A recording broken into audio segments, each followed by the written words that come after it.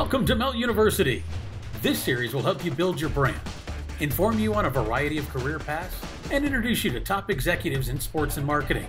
Now, here's your host, the president and CEO of Melt, one of the largest independent sports and event marketing agencies in the country, Vince Thompson.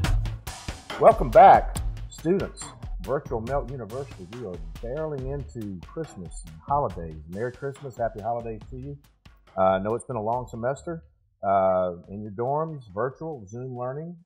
Hopefully get to the other side of this year in 2021. We're able to get back to somewhat form and normal, sporting events and those types of things. But we do appreciate all of your comments, response, and feedback from our amazing guests, and our amazing guests are telling us that they're hearing from you at a very high level. So thank you for engaging with our guests. And speaking of special guests, and speaking of being in the center, in the epicenter of every major sporting event that has happened and will happen in the city of Atlanta and the state of Georgia, is my dear friend for many, many years. I was trying to think this morning. I know we at least met in probably 05, maybe 05, 06, 07. And Dan Corso is the president of the Atlanta Sports Council. And that probably is the most understated title of all time, and we'll tell you why. But graduate of Florida State, but he's been instrumental in making Atlanta within the permanent rotation of the college football playoffs and the national championship. We hosted it in 2018, the Super Bowl in 19. We were heading into the men's Final Four 2020. He's been a part of the multiple bids for that.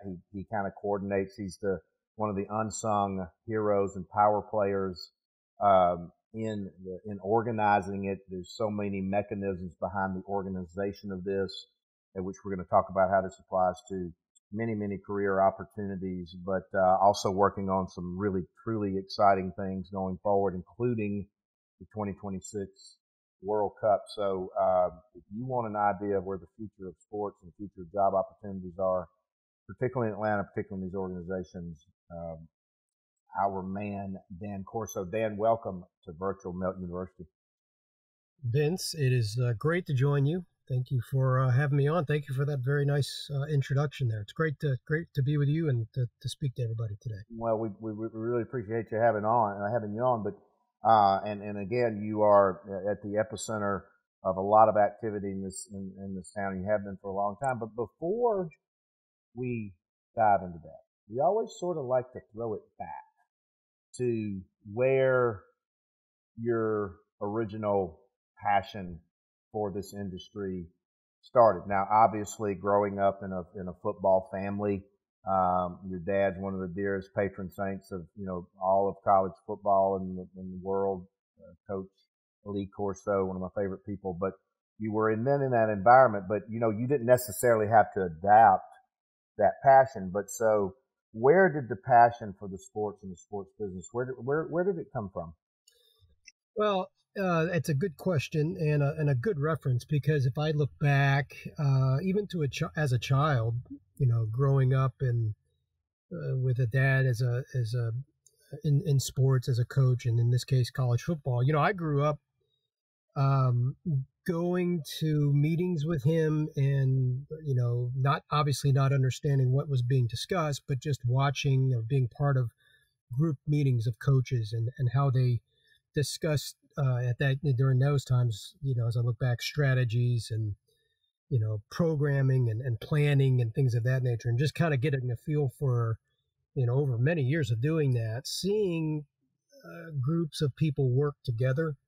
And I think I kind of, as I went through high school and continued in that, and observing him doing that, really got a feel for why I'd like this kind of this cooperative, collaborative kind of setting. And I always wanted to try to find some type of, not knowing what I wanted to do in high school or as I entered into Florida State early on, not knowing what I want to do. But I kind of had a feeling that I wanted to do something that was, that involved people, to be and working with people closely, either in large groups or small groups, and being very collaborative and productive in that type of setting. And that led me, Vince, to kind of get into marketing and just general business marketing. And at the time that I went to Florida State, one, it was a football powerhouse. It's no longer a football powerhouse, unfortunately. But Coach Bowden's amazing. We never thought we'd say Florida State and Auburn would be basketball schools, did we? Not at all. And I never thought I'd say Florida State's a top 20 university now, but it is. And so that's amazing. It's amazing. Yeah, amazing. But at the time that I was there, they didn't have sports marketing as a major. It was not in the curriculum. That was not, that came after I graduated, some time afterwards. So I just got a general marketing degree. And through that curriculum in college and the coursework, found that I really enjoyed the group settings and the planning meetings. And as I just described as a kid, watching it through my dad and his work, it was really kind of unique to be able to see it come to fruition. And quite frankly, once I got out of school and started in the working world, have always been in that kind of setting. Mm-hmm. Well, and you talk about that because, your dad, a lot of people forget that your dad was a, hugely successful football coach before he was known for the mascot heads and all these types of things. And by the way, I will say with great embarrassment that my university is the only university that will not let him wear the mascot head. Nope. And I am lobbying very hard to have that changed, by the way. The other LSU will let him put the tiger hat on, but that's right. Yeah, that's right. Yeah. But I'm gonna see if we can get that knocked down. But so basically, sort of teamwork, being a part of a successful team, organizing teams, leading teams, Vince. Eventually, you're not, you're at the table when you begin. You're at the side of the table, right? You work your way to the head of the table. And you do that. I want you to talk about that, because one thing I harp on my students about is that, and I'm a pretty tough love on them about it, is that there is no such thing as instant gratification, and there never was, and their expectation that it is, and now, the pandemic job market. Just talk about that for a minute, because I want them to understand there's no instant path to success. In my opinion, just my opinion, not in the corporate world. You want instant gratification and control it all yourself, you got to go be an entrepreneur. Mm-hmm. Well, let me assure you, that ain't no instant gratification either. You may hit it, you may not hit it, and most likely you're not going to hit it. If you want to get into the big company corporate world or the private sector, you got to understand that there's a lot of there's many, many years behind those companies that have history, and a lot of people have come through those offices and those headquarters that have worked their way up. And so that is just kind of the expectation, is that you're going to start here and then you'll move here. And then if you stay with the company out of loyalty, then you get, and by the way, in performance, you get moved up. So yeah, I think it's important. The perspective is, when you get in, you better be expecting. In fact, quite frankly, you should ask for the side table, so that you can prove to Amen, brother. Amen, brother. You deserve to be at the head of the table eventually. So amen. The grind, they say Vince and Dan are overnight successes. It's just a long ass night, I mean, we've been grinding and grinding and grinding. I remember, meeting with you for many years. So when did you land within Atlanta and the Convention and Visitors Bureau and the Chamber of Commerce and the Atlanta Sports Council? When did your path originally start there? So I'm an example of being at the right place at the right time. Well, you make your own luck and opportunity, though. I'll say that. But you do when you once given it, you create your own opportunity to go forward with it. But sometimes you just got to have some lady luck on your side, and I was fortunate. And sometimes things just line up. I graduated with the marketing degree many, many years ago, and I got a entry level, as we were just talking about, position at a local ad agency in Orlando, which is where I was living at the time with my parents. And I applied for a job, and the account was an account that I came to learn once I got the position that nobody in the agency wanted. Wow. it was Jiffy Lube of Central Florida. Now, nobody knows what Jiffy Lube is in your class because, but Jiffy Lube is a leading oil change company nationally. But back in the late 80s, early 90s, they were huge. Nobody wanted the account because they didn't like the client, the customer, the person. He was an ass. Mm-hmm. I said, you know what? I'll take that one. Let me handle it. What do I got to lose? And so it was an example of taking an opportunity within a company that nobody else wanted for a variety of reasons, and taking that opportunity and making the best of it, growing the business I was lucky enough to grow the business very well and got promoted within the company to take. And then I was given the accounts that everybody wanted because of what I was able to do with the accounts. Wow. So I hope that answers your question. You got to get in and you got to identify. To me, a strategy is get into a company and find the projects that nobody wants. Love it. And make those projects the gems, because everybody wants the good leads, the good projects, right? And everybody can be successful on the companies or your clients that have big budgets. But if you can grow a small budget client into a big budget client, then I think you've made a mark for yourself in that industry. So I did that for a couple of years, Vince, and then, as I said, Lady Luck. At the time, there was a college football all-star game in Hawaii, Honolulu, called the Hula Bowl. Yeah, I know you're aware of that. Mm-hmm. The Hula Bowl had a corporate sponsorship with Hooters of America. Mm-hmm. Well, Hooters of America is based here in Atlanta. Mm-hmm. The guys who were running that agency, Scott Peterson, I think you know Scott, the agency that held that account and that event. And, they ended up doing a deal with my dad, who was at ESPN at the time. And as again, I say, things line up. Yeah, they said, after getting to know my dad, they said, well, we're looking to hire, and we've heard about your son in Orlando. Do you think he'd be interested? Wow. And there you go. After that, a couple interviews, a couple discussions. I moved up to Atlanta and started working in the sports marketing agency world, which you obviously are the king of, and it took off from there. And then after a couple of years working there, I met Gary Stokan at the Peach Bowl and the Atlanta Sports Council and became a volunteer for the Atlanta Sports Council. And then Gary was gracious enough to bring me on full-time on his staff. And that was in 1998, and I've been there ever since. So yeah, I remember one of the first times you and I met, I think with Gary, and I was just thinking to myself, I'm like, man, that guy's just gonna go places, and how and we're gonna talk about volunteer opportunities in the organization. We're going to talk about, as you're talking about, nurturing relationships. But you have been, so I'm always fascinated with the process of the mechanics of how things work. And so, and I want to enlighten our listeners, because they probably don't even know that there is an entire process that a large group of people go in together on to put a bid in to win something like the Olympics. Billy Payne, obviously, that transformed Atlanta when we won the Olympic bid, but transformative Super Bowl events. I mean, you and I even go as back far as when we did the 2007 Final Four and being together out in Centennial Park and hundreds of thousands of people and all that, and the World Cup, and then the sales cycle and the competition and the length of time within that. But let's just take one of them that you've been successful with, say the Super Bowl. Talk through in an abbreviated manner, but talk through that entire process and the length of time, and then all of the components, because I think within that there's going to be some great job opportunities and ahas for our listeners. Because it's about a 5-year process, right?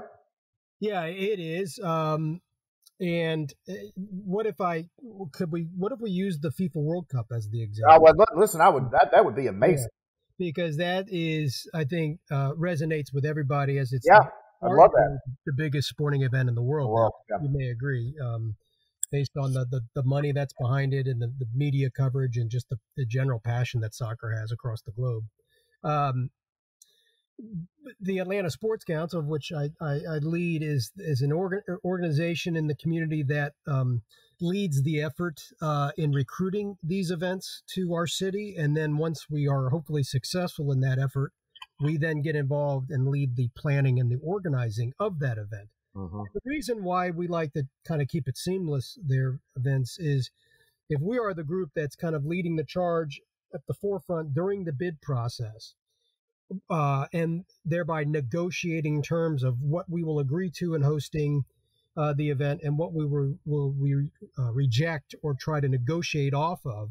Mm-hmm. We have to be the group then that is involved in the execution of the event, because we're the ones who understand what we negotiated at the beginning. Right, the nuts and bolts of it. Yeah, you can't have a group come in and say, all right, we'll cut a deal here and there, and then they go away and another group comes in and tries to pick up the pieces. There's no continuity there, and so a lot of times in the case of FIFA or the NFL, the people at the league level, in the case of the NFL and the Super Bowl, that execute the event are the same people we worked with when we were bidding on the event and securing it. And so they remember what we negotiated. So why would you have different people come in and work on the planning and execution and not recall what was negotiated at the beginning? So that's a very important, I think, distinction. Some cities do it differently. Some cities have a group like ours that simply recruit the event to their respective market, and then other people kind of come in and get involved in planning it.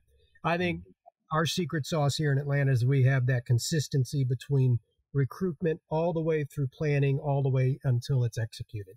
But in the case of FIFA, the general process is the entity, in this case FIFA for the World Cup, will issue a request for proposal that you, as a city, have to meet certain criteria in order to receive the RFP and then get involved in the bid process.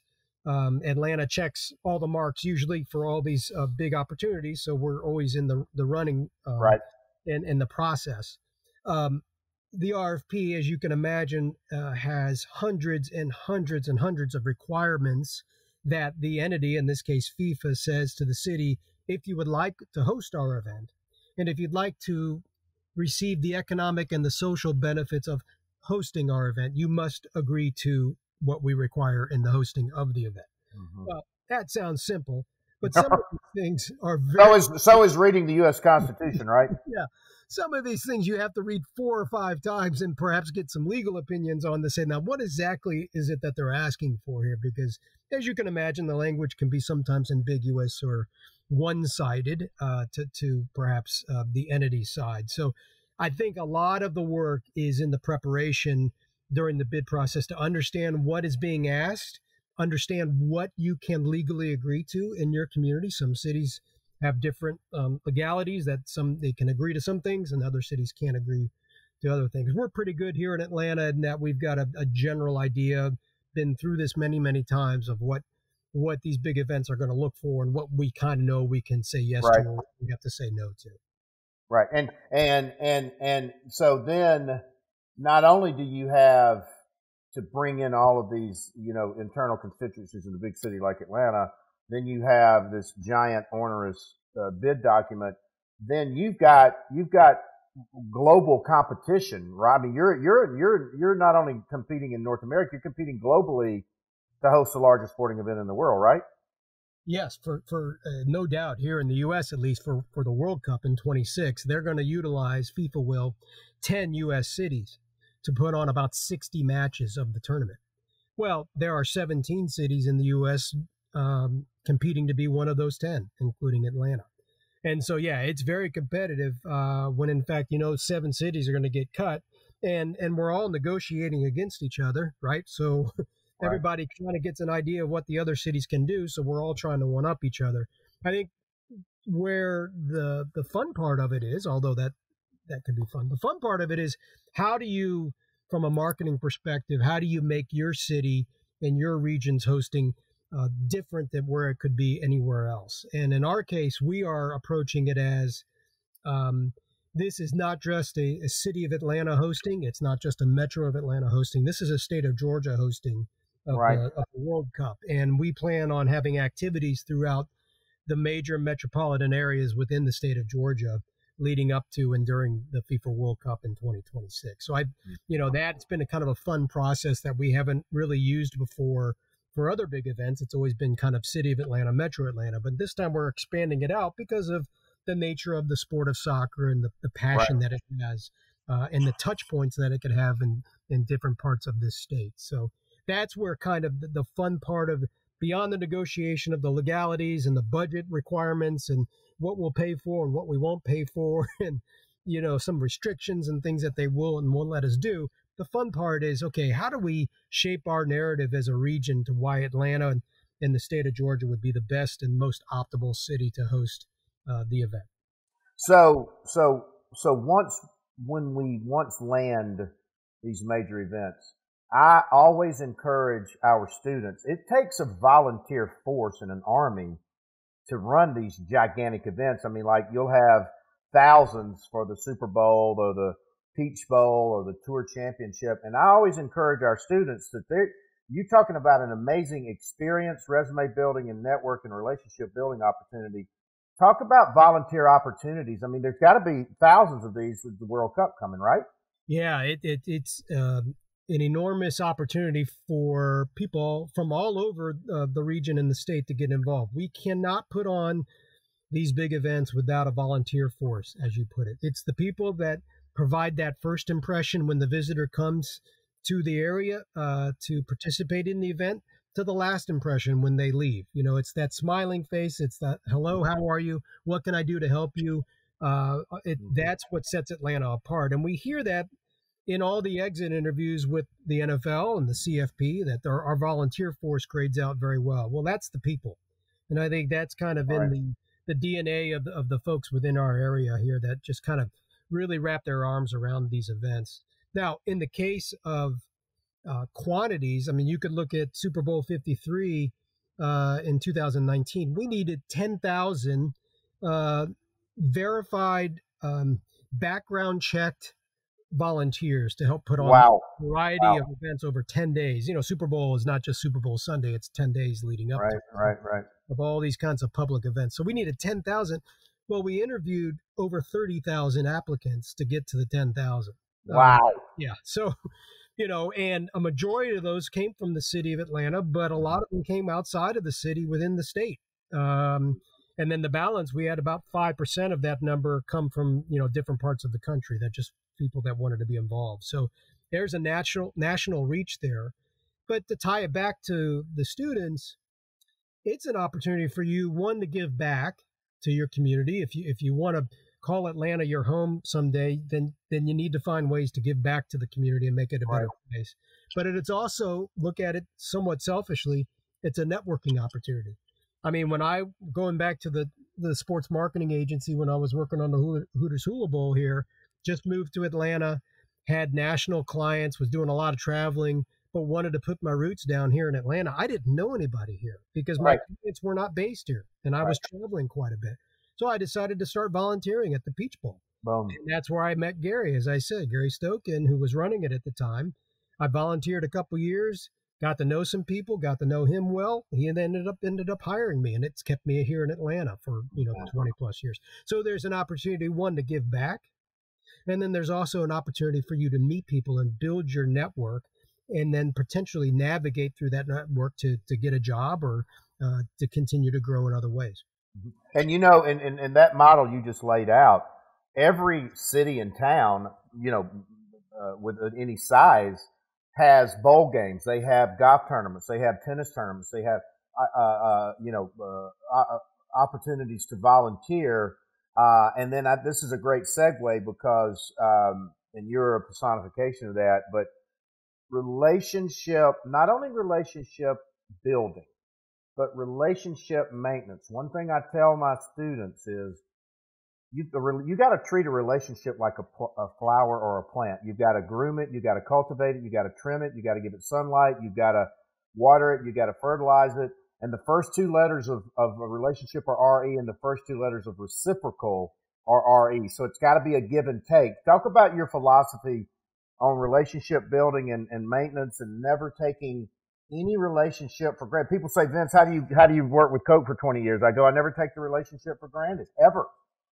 And so talk about your philosophy on relationships, because I really want to drill this into our students as they begin their career climbing path.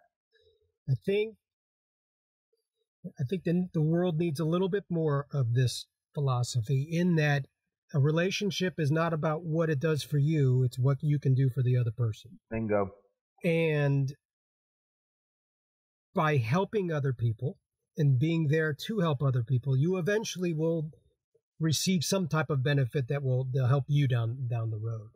One of the things that I try to do, and this was instilled in me early on in my life, but I've seen other people do it in the business world that I've admired, is how do you treat people that you don't really need? And when I say the word need, that I don't mean that in a selfish way. It's for your work, for your project, for your class, for whatever job you have. There are people in the company or in the office or in the setting that work directly with you, that help you perform. But there's also people that don't have any way of helping you perform. You don't necessarily need them, if you will, to do your job. But how do you treat those people?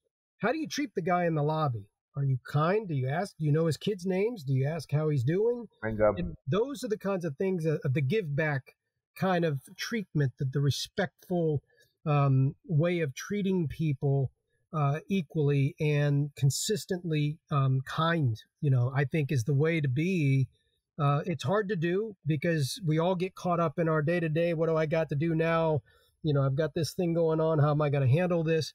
But if you can take a step back from what's going on in your world and try to pay attention to what's happening in other people's world, I think that goes a long way in fortifying and really, curating relationships, but also, making them last. No, I think you just hit the nail on the head. I also think, it goes along with being, servant leaders. We try to give back. We've all been blessed, embarrassment of riches. So we try to give back, and I think that's a tremendous philosophy on relationship. And I'm going to tell you this, I have turned down really good job candidates in my business because of how they treated the people that were working at the front desk for me, or even my personal assistants and gatekeepers. I'm like, man, you missed a shot on that one, because like it's not just about me, the CEO, it's about the team and my team. And so, from your perch, and we've uncovered so many tremendous new career opportunities, within the athletic departments. We hear about mental health, and we hear about data analytics and fan analytics and all those types of things. But from your perch, where do you see various future opportunities within these major giant sporting organizations, sporting events, attendance, safety, data analytics? Where do you, from your perch, where should students start studying and understanding where these opportunities may and could lie, particularly in a post-pandemic world? Two things come to mind. One is kind of what we just talked about, client service. And that could be customers, it could be fans of the team, it could be ballpark patrons, whatever the entity or the industry is. The client service, I think, has been and always has been, but will continue to be, if not even more, of utmost importance. How do you keep fans satisfied? How do you keep them engaged? How do you treat them? That type of thing. Where's the respect? That kind of overall service, I think, is important. Second one that comes to mind is anything, and it's a broad way of saying it, but anything related to developing new revenue. Right.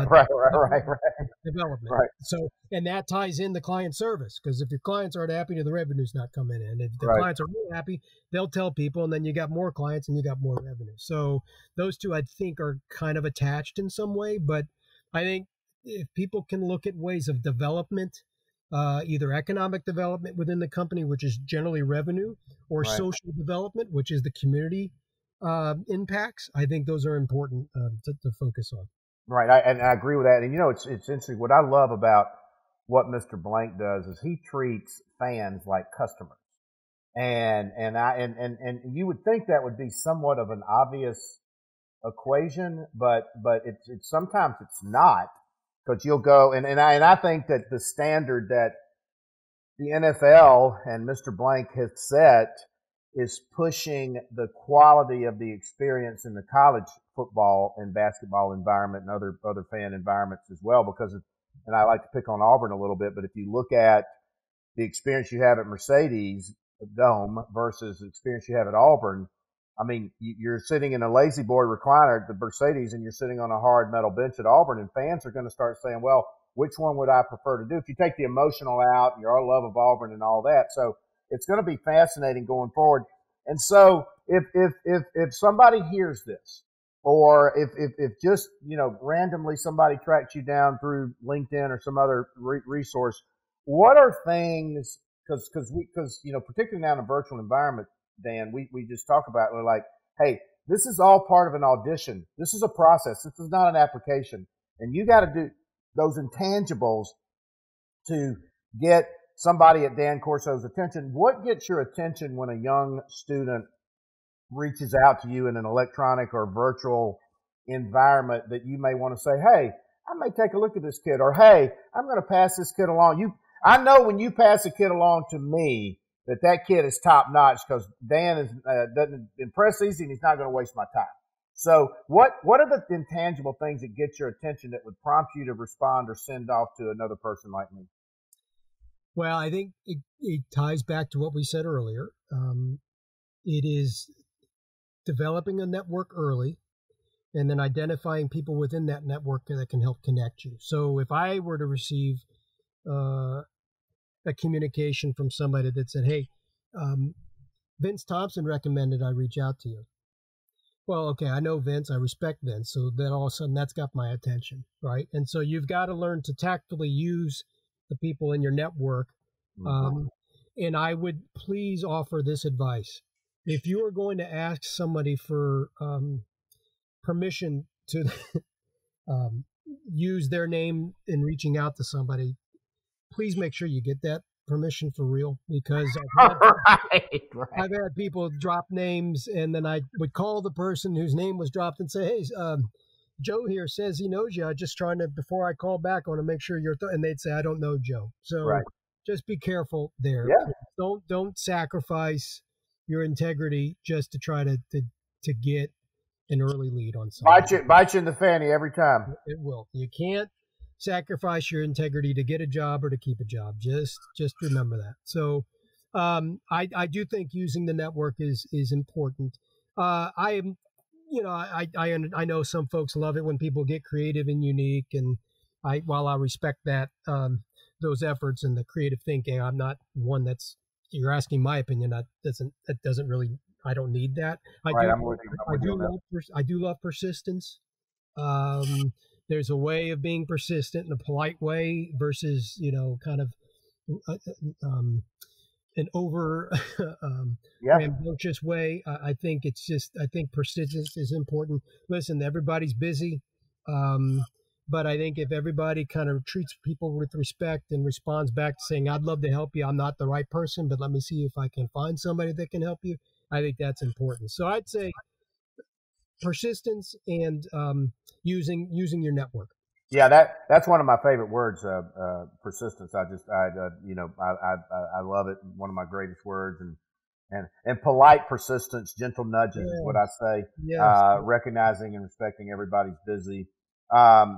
So as we wrap up this fascinating interview, we always like to put our guest on the spot and say, share like what I call go-tos. So for instance, Dan, my father gave me a copy of Dale Carnegie's How to Win Friends and Influence People many when I was a child, and Norman Vincent Peale's, The Power of Positive Thinking. We've been fascinated by some of the go-tos, whether they be books, periodicals, podcasts. Or is there anything that you read, or we said John Wooden's 7 Pyramids of Success? Any reading or listening that you would recommend that are out of the box to our students? Yeah, I'm not a big book guy, Vince. I just have never. Maybe that's why I haven't gotten very far. Right, I get that. Good. I just don't read enough books. I love online. I love newspaper online. Yep. Wall Street Journal, New York Times. Yep. Washington Post. I'm just looking at my favorites right now. USA Today, New York Post. Yep. Are up there on as the buttons. So well, you can learn about what's going on business wise trends, but you can also, I like to extract names out of these articles as new business leads for myself. So not just read the article, but extract the information from the article. True, but I like to read the op-eds within those periodicals. Right. And I may not necessarily agree with the position, but it's an interesting way of opening up and looking at different issues in different ways. And so I try to go to the op-eds early while I have time while I'm looking through these. I do dig into some podcasts here and there when folks recommend them to me. But I'd say, everything's digital now. Unfortunately, as you well know, we both are old school newspaper guys, but old school, the printed paper's gone. So I try to support them online as much as I can. Yeah, I agree with that. But so this has been just amazing. Just talking about the magnitude of the victories and successes that you and the unsung heroes like William Pate and all these guys have had over the years. But then just the biggest Marlin that there is out there, 2026 FIFA World Cup, which would just be absolutely amazing, and describing the process, describing where the opportunities are. I'm sure you're going to get a lot of positive feedback and response from our listeners. But Dan Corso, president of Atlanta Sports Council, epicenter, choir director of bringing in all of these major pieces and players and parts. I mean, FIFA, National Championship, Super Bowl, Final Four, and the list goes on and on and on. Too much to mention. And then he and I lament about our fate of our football teams, Florida State and Auburn Tigers. Hopefully, our coach said the other day that 6-4 would be a very, very fulfilling season, and I think everybody howled about that. But the value of relationship building, how you bring these various teams together, where the volunteer opportunities. Dan, we really appreciate your time and sharing your words of wisdom with the students of Virtual Melt University. You're going to hear from a lot of them, and a Merry Christmas to you. And let's hope we get to the other side of this pandemic so we can put some big more events on. Thank you for joining us. Thank you for having me. Thank you for what you and Melt do for Atlanta and the industry. Thank you. Well, thank you so much, Dan. Thanks, Vince. Hope you enjoyed today's virtual class. We'll be back soon with another edition of Melt University 2020.